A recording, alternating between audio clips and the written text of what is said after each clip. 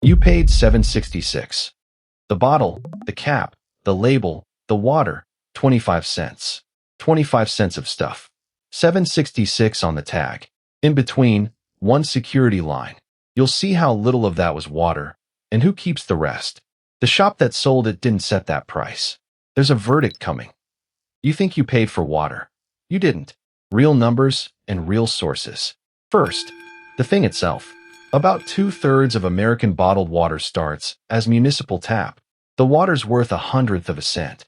The expensive part is the empty bottle. Here's the honest cost, alone, before anybody marks it up.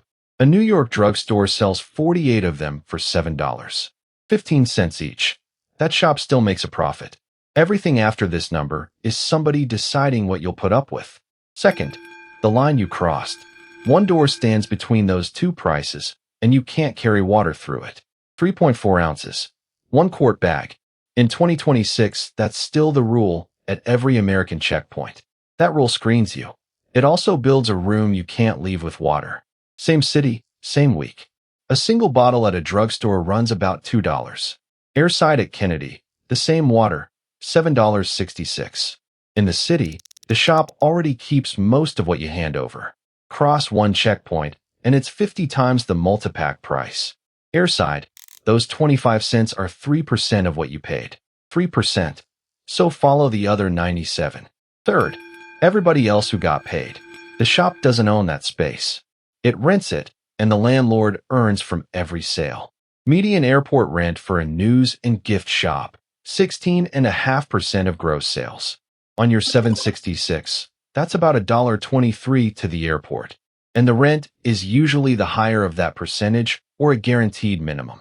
The airport earns whether you buy or not.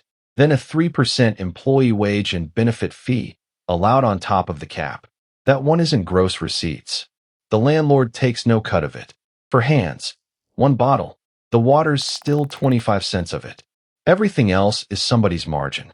$12 for Hershey's Kisses at San Francisco. $13 for Chex Mix at O'Hare. Fourth, there's a rule.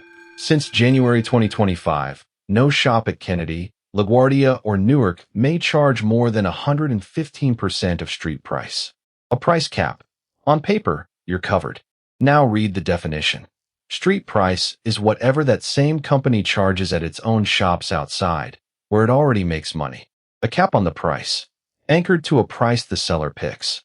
No shop outside the airport. Then it's the average charged by similar retailers.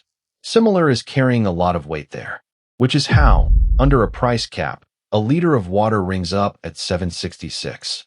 Nobody broke the rule. That's the point. A $28 beer at Newark took a year to be called a violation. So no, the shop didn't set that price. A checkpoint, a landlord, and a definition did. Here's the airport's own receipt. 46% of what American airports earn has nothing to do with planes. Rent, parking, and shops earn an airport about $14.70 per departing passenger. If this arithmetic is doing something for you, the like is free. I cut open a stadium beer the same way. Same shape, different door. Fifth, the honest case. Every pallet gets screened and badged, often delivered before dawn in small loads. Fitting out that shop runs $450 to $2,000 a square foot. Outside the fence, the average is $56. Staff cost more, get badged and screened, and lose part of every shift to your security line. The costs are real. The price isn't. Portland has banned airport markups since the 1980s, and its shops out-earn the national average. Salt Lake copied it in 2022. Sales went up. So, the verdict, of $7.66, about 25 cents was water and plastic. The rest was kept by people you never met. And 40 steps from that till, a refill station pours the same municipal water for nothing. You didn't buy water. You bought the checkpoint. I did the same to $8 cinema popcorn. Real numbers. Real sources. Marked up. $7.66. One bottle of water. 25 cents of it was the bottle.